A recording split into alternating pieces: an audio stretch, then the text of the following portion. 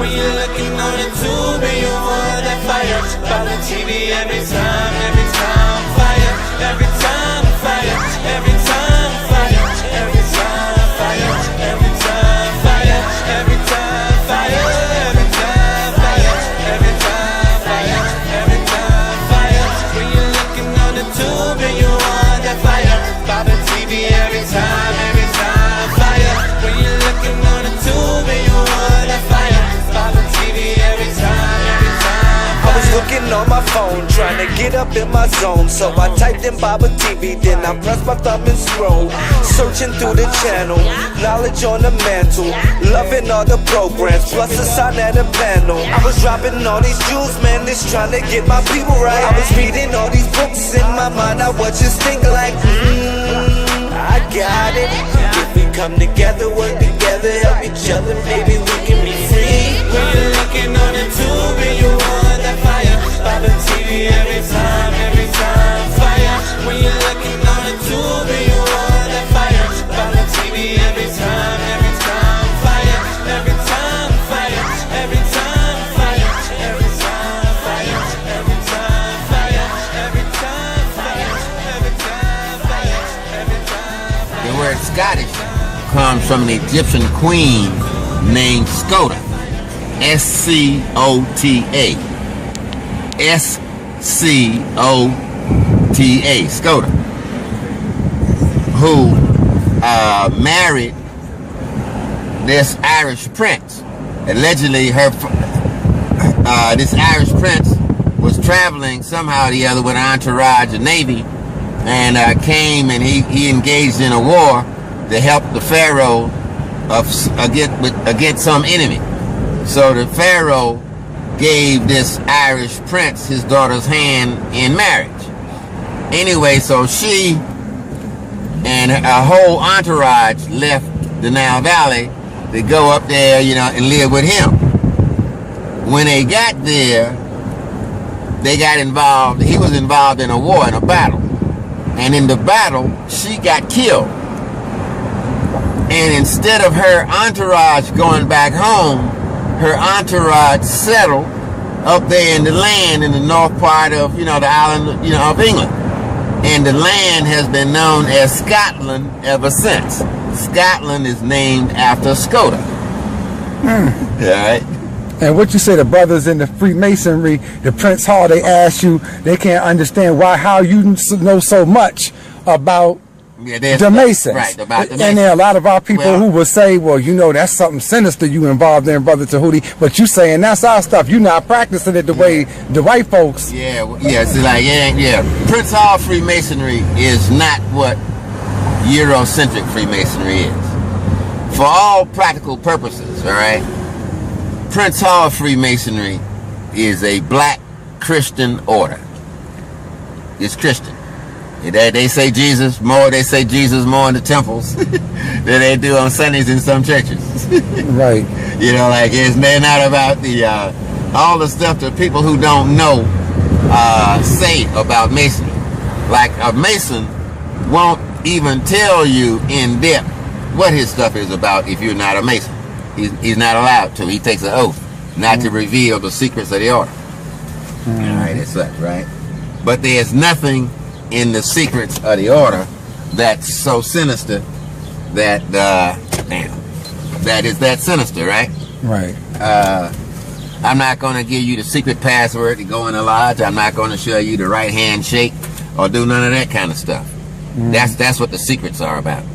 The rest of what Masonry is about, you can go on Google, and everything else about Masonry, you can just Google it, and it'll come right up. So you said we always had ancient mystery systems. Well, the original mystery system was ours. The original mystery system, what they call the ancient mystery, was that taught in the Nile Valley. Another thing that people don't know, this is another one of the things I got from Doc Ben. At the Grand Lodge of Waset, the temple all the way in Upper Egypt, Upper Kemet, right? When the students would come there, they were taught that there's only one divine truth. Now that you have learned that truth here, your job is to go home and convert that to your language and using symbols that your people will understand. So it appears that there are several different mystery systems that's teaching similar things. Actually, it's only one mystery system, but it was being taught in different cultures using the language and the symbols of those cultures. The best example that I can point people to is the book, The World's 16 Crucified Saviors. Because even though that author, I think his name was Kearse, he didn't come to the correct conclusion, but what he points out is there were 16 different religious systems that all had the same essence.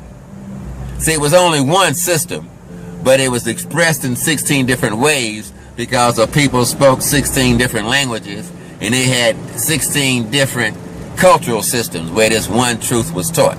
That's why there were 16 crucified saviors in this book. There's one divine truth, and its expression was seen in 16 different forms. So the Europeans, as they left their little ignorance in their caves of Western Asia up there in Europe, as they went out, like to discover and meet things, they kept thinking they was finding different stuff. In Doc Men's book on Ramses II, he points out the fact that from the Grand Lodge of Waset, there were 18 subordinate lodges around the Mediterranean basin all the way over to Western India. So a lot of those temples were temples like, for example, Pythagoras, the one that when Pythagoras went back to Greece and went out on the island and set up his school, Pythagoras was teaching in Greek what he had learned in the Kemetic language in the Nile Valley. He wasn't teaching anything that he invented. Pythagoras didn't invent the what they call the Pythagorean theorem. I mean, you can go yourself and get a copy or look up what's called the Rind, R-H-I-N-D. It's named after the white boy, German, who said he found it. But the Rind Papyrus, all right? Or look at the one that's called the Moscow Papyrus, all right? And you will find the mathematical formulas for constructing a right triangle that were written in 1800 BC, or 1300 years before Pythagoras was born. And you can see it yourself and look at the dating as such. But again, one of the things that white supremacy does is once it claims something, it won't relent and tell the truth. So white supremacy says Pythagoras invented the formula that a squared plus b squared equals c squared. And that's how it's been taught ever since. That's white folks lying about who created the formula. See? As such. But again, there was one temple. It's just like the word Christ. C-H-R-I-S-T. It evolved from the Latin word Christus, the Greek word Christos. And the Greeks got it from the ancient Kemetic word K-R-S-T. Don't listen to Gerald Massey. He miswrote it when he came up with Korast. As such, he put some A's. He did the thing of saying it has to have vowels in it so that he could pronounce it. But if you look at it, the vowel is self-evident and you can pronounce K-R-S-T just like it is. See?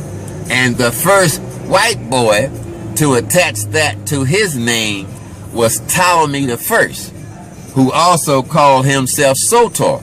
S-O-T-E-R. Soter. And Soter means Savior. And for all black ministers who go to a college, a theological seminary, they take a class called soteriology. S-O-T-E-R-I-L-O-G-Y. Soteriology. And soteriology, which comes from the word soter, which is again the name Ptolemy gives himself in Egypt, is the doctrine of the Christian church. Got nothing to do with no Greek hippie killed on the Roman symbol of death.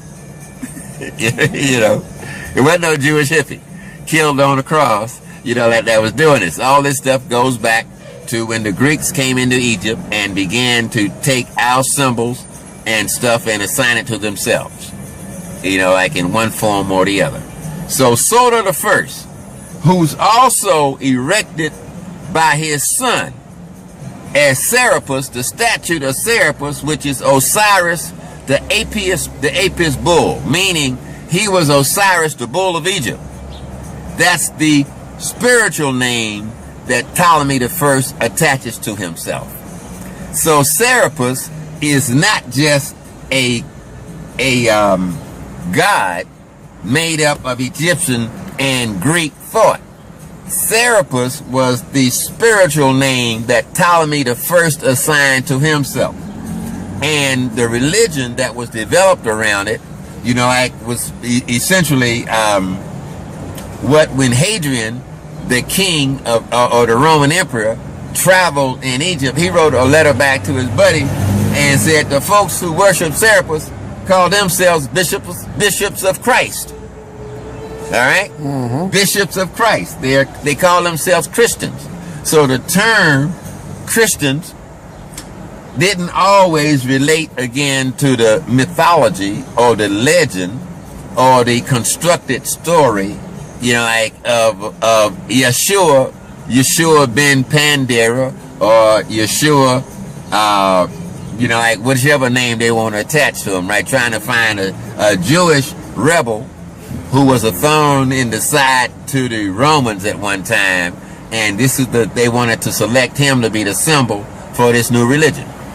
The religion and the tenets of the religion is older than the story, of the guy from, Jerusalem or from Bethlehem. I like the brother, I don't like messing with people's mind, but the way it gets through sometimes if you really mock the symbolism, it'll make people stop and listen and do some research. So again, so Ptolemy I, Ptolemy, who was also one of Aristotle's students, who was Alexander the Greek's best friend, who when Alexander died, if you looked at that movie starring what's that white boy, I can't think of his name, the star, but the one who played Alexander the Great. I forget that cracker name. Yeah, but anyway, you watch this movie, his name is something Farrell, right? Colin Farrell, I believe. Anyway, when he dies, these 5 generals who his 5 top generals met in a conference and decided to cut up Alexander's empire so that each one of them would become king of one section of the empire. One of them, his name was Ptolemy, son of Lagus. He's the one that took Kemet, went back there. He took Alexander's dead body with him and buried the body in Alexandria so that he would have claim over the Egyptian empire, right? But anyway, he's the one that once he put himself on the throne of Egypt, like all the other kings of Egypt from antiquity forward, he had to have 5 names, not just the name assigned to him at birth. See, Ptolemy, son of Lagus, is his Greek name. Ptolemy the first Soter was his throne name. All right. Serapis, Osiris, the Apis bull of Egypt, was one of his, creative names. And all of that, when you add them up together, you look at these different names. And when he died and his son Ptolemy Philadelphus came to the throne, he made the worship of his father a religion. He's the one that built the Serapeum, or the Serapis Museum, but the Serapeum where the worship of Ptolemy took place, as such. So by the time 300 years later, folks don't realize what Constantine and these bishops are doing out there on that island of Nicaea as they're constructing this religion of Christianity. In fact, the reason they had the conference in the first place was because of what I call the last real strong brother of the ancient world. This brother's name is Arius, A-R-I-U-S. Arius objected to what they was doing. And so in Catholicism, they call Arius what he was telling them, they call it the Arian heresy. But what Arius was telling these folks is that, listen, in Egypt, in my country, the Christ was a symbol, an idea, and you all are trying to make it a man. See, so he lays it out. See, so they locked Arius up. Now he got banished. Hey, no, he can't have him running around telling, talking about what it used to be.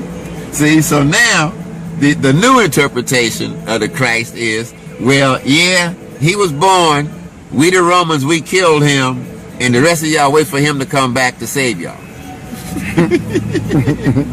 So here we are, some 2,000 years later, and you got all of these believers waiting on a mythology that originally was a concept or an idea, this thing of Christ, like as an idea, thinking that it was the last name of a man, and this was the actual son of the one divine, or what they call God. He came to earth as a Jewish baby, right? And he's going to save everybody in the world who believe that. Let's go ahead and get it.